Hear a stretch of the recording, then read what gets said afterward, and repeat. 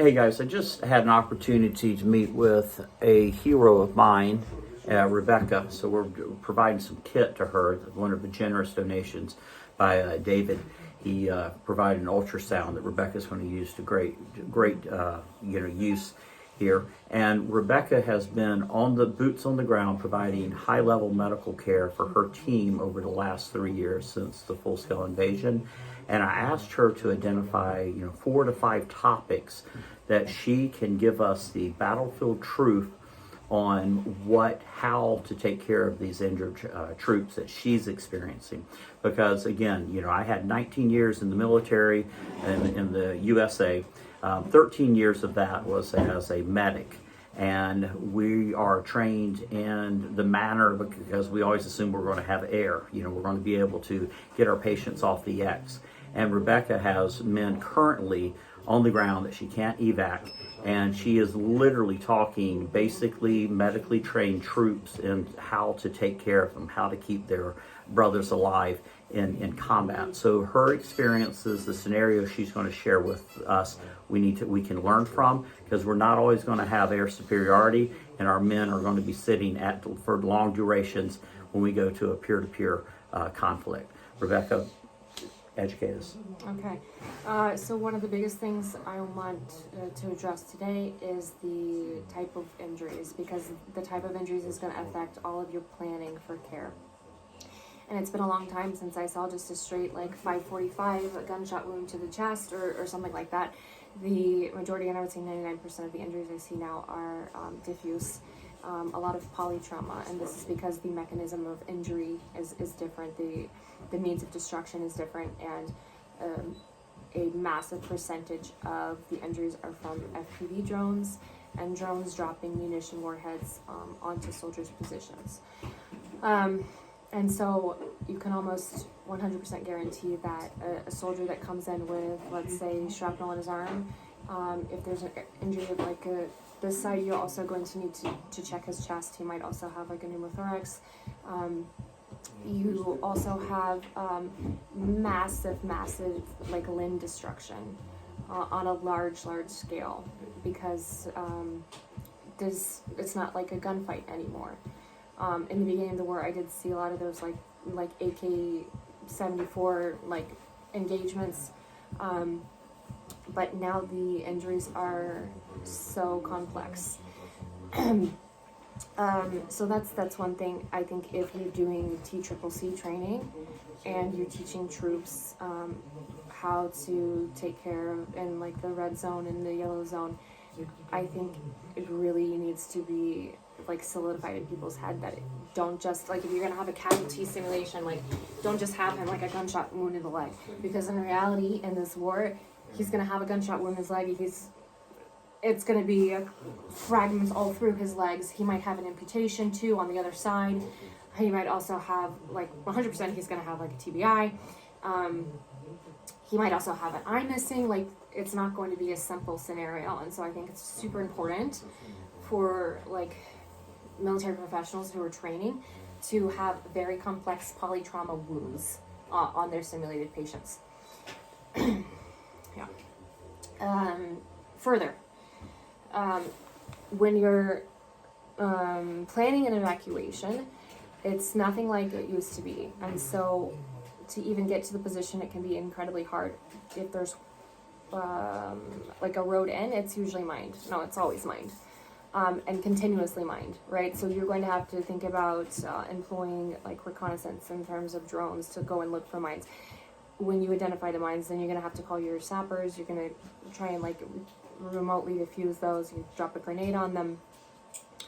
And usually the roads for evacuation are covered by fire, enemy fire. So making sure that your medics aren't just medics, but also able to drive armored vehicles. All of my armored vehicle drivers can also work as a medic, and all of my medics can also drive the armored vehicles that they're on.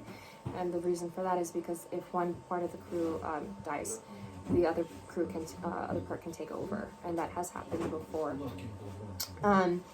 It's also important to make sure that your medics are well versed in like basic tactics as well, because every evacuation is a combat evacuation. Every evacuation comes under fire. Every evacuation comes under fire. There's not a single evacuation that occurs in this area that doesn't result in us drawing fire, okay? And sometimes it will be the entire evacuation is under fire. So it's not really even just about knowing like those basic medical skills as much knowing like how to react in a situation, how to secure your weapons, how to properly take cover, and yeah. Additionally, like the extended evacuation times is a huge thing here, and I think people should be very cognizant of that when they're thinking about prolonged field care. And the prolonged field care you're going to be doing is not going to be in like an austere field hospital. It's going to be in a basement that's half collapsed, and you're going to have whatever you have around you, and you're not going to have many times like electricity, any kind of power. Maybe you have a small EcoFlow that you're going to use to charge your radio so that you can still communicate outside the position. And in these cases, like improvisation is, and thinking outside the box is super important to keep you guys alive. Right now, in every single IFAC, I pack an empty plastic bag, and that's been used so many times. Pill packs are a huge thing. A person with a shrapnel injury may be looking at, sometimes 30 days to get out of that position if they're like surrounded or there's no safe route in. It would be more unsafe to leave than it would be to stay. And so we're just taking the medicine and wound care and water and food with a drone. And the combat medics are not in the position. We don't have enough combat medics to begin with. So the all servicemen care like really needs to be amped up, because every single soldier needs to not just know, but be proficient in TCCC, because it's not like if you get injured, it's when you get injured. And so there's been time and time again where my soldiers have provided medical care, and they have acted as the medic, and I can't tell you how many lives that they've saved, because they have just realized in the situation like the medic is not going to come and help them. There is not a medic, and so they have assisted in saving the lives of the men around them. This has happened so many times. Tourniquet conversion. Let's talk about that. That's a super important thing to touch on.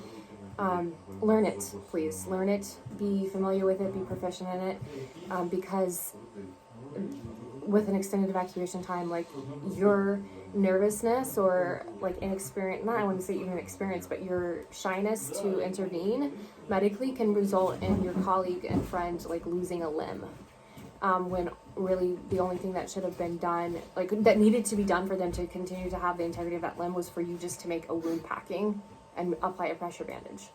But because people are so scared of like converting a tourniquet, people are coming away with amputations. Every single serviceman that I train, I also teach how to convert a tourniquet. They have to know. And after receiving that knowledge, we've seen the amount of unnecessary amputations go down, decrease quite substantially. What are some of the time frames and symptoms, things you would look for knowing when tourniquet conversion? What's the process of converting a tourniquet? The process there is to get a good understanding of when it was applied. Okay, and so if someone is coming in with a tourniquet, like establishing at what time it was put on, looking at the arm, like let's say you don't have a concrete time, but they can tell you pretty closely when within a certain amount of time. Let's look at the eligibility of this situation. Is this a amputation? If so, obviously we're going to need minimum one tourniquet on, but we're going to want to make sure that that's closer to the wound itself. So let's say someone has like a foot amputation, and in the red zone someone applied a tourniquet high and tight. I'm not going to leave this tourniquet just sitting here high and tight for a long amount of time. If it's technically feasible and I'm able, while I'm waiting for evacuation, I'm going to have another tourniquet that I'm going to purposely place closer to the wound, and so I can then undo the original tourniquet with a new tourniquet effectively working. And after I do this, I'm going to be monitoring my patient. I'm going to be monitoring this soldier, because let's say I've like now successfully like made a wound tamponade. I've undid the tourniquet that was there, and they get cold. Now they're going to start to rebleed. Okay, so I'm not just like, oh great, I'm going to convert the tourniquet and walk away. I'm going to be actively looking for any signs of rebleeding, any signs of hypothermia, because the colder you get, the looser your blood is, like the more you're bleeding, and the more blood you lose, the colder you get, and it's a horrible cycle. And so now you have a patient that could have been like was stable and is now very unstable because you didn't keep them covered. You didn't make sure that they were warm. Yes, yeah, things like that, very important. Practicing is super important. Practicing under stress is super important. You can theoretically know everything in the world, but if you cannot actually do it like muscle memory, you're not an effective medic. I always tell my people that the best medics I have are soldiers, tankers, like guys on tanks, artillery boys, drone boys, everyone, because they have been in stressful situations and know how to stay calm. Whereas a medic with all of the knowledge in the world, if they have a panic attack, will not be able to provide effective care. Yeah. Outstanding. Medications, critical medications. Critical medications. TXA. Okay, let's talk about TXA here, and we're looking into studies with it being given IM. I'm sure you guys are familiar with the mechanism of action of TXA. It is super critical for us, especially because blood products are not always readily available. So if I am waiting for evacuation, I can be in that time frame, like that early time frame, the first couple hours, and I can give TXA. I'm going to give it if it's indicated, because I can't guarantee that I can have a blood transfusion waiting for them. I'm going to hope, yeah, but I'm going to try and get that blood that they have in their body now, like sticking together and coagulated, so they're not going to lose more of it. TXA, I would say, is like a huge lifesaver. And like I said, they're looking into studies administering it IM as well. And this is something that we could think about for our servicemen that are not trained in doing IVs, right? If they were able to give that medication IM, most of the soldiers know how to give IM medications. Like, that's a big thing in Ukraine. Everybody's injecting like the diclofenac into their butt cheek. That's something I think everybody should really consider is making sure that people are universally trained on like the indications for TXA and the dosage, and like making sure that if that's something they can do, like making sure that they have a supply of that before going to the position, before going into combat. Outstanding. I'm going to put Rebekah's Twitter link in the info. I'll type and get it on the screen here. Please support her effort. And, again, I always ask for your support. You can put warheads on foreheads at Drone Reaper. You can, buy a drone, sponsor a drone. We need to make sure Rebekah's team gets a kit. I know there's a lot of the medical professionals out there who have access to the things that are needed.